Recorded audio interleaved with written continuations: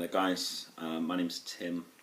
I have been asked by several people if this poem is online, so I'm putting it online so I can start answering yes. It's a really hard poem to actually introduce, so I guess the best I can say is that it's called Magic Joe. They said she finally lost her brave battle with cancer. I wanted to answer that Joe would never choose to be remembered as a fighter. Said that when she died, that meant she didn't fight hard enough to live. She said, trust me, no one wants to live as much as the dying do. But cancer isn't an enemy. You can't pin it down with arrows and axes, tactics and attacks. They won't work. Cancer isn't a battle. It's just this thing that happens, like cars crashing. And she begged me not to blame her. She said, blame God or blame doctors, whoever we put faith in, whoever was meant to be a saviour. She said, do me a favour. Don't remember me as a failure. So I never told her to fight. Instead I told her good luck. And towards the end I told her, die indignantly, because it always made her laugh inappropriately.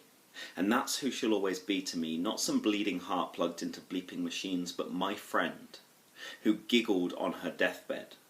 Joking about a dad who couldn't bear to see her. She said it was because he was stereotypically Asian, ashamed that she was a patient instead of a physician. In between the laughter, I reminded her, mate, I've met him. His name's Ian. He's from Watford.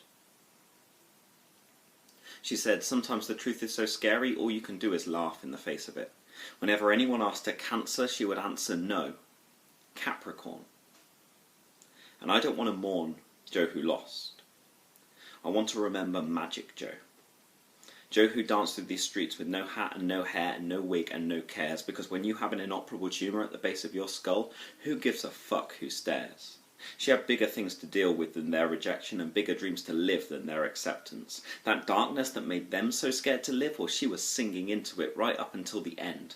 My friend was a haymaker aimed at every day spent cautious and suspicious. She was signing her own death sentence with kisses. She lived more in 20 years than most lifetimes can envisage. And if you gave her 3 wishes, she would have spent them all fixing a world that now misses her. She has left a shining, soul-shaped hole like a fissure.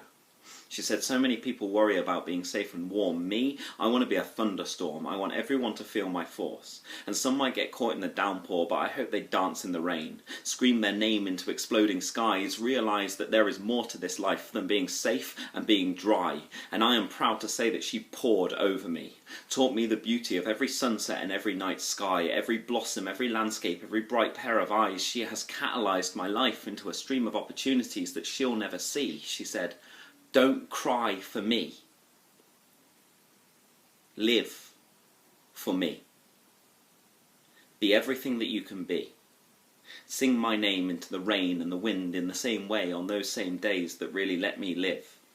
Give everything you are to this world and you will see. Cancer didn't beat me. It was just this thing that happened.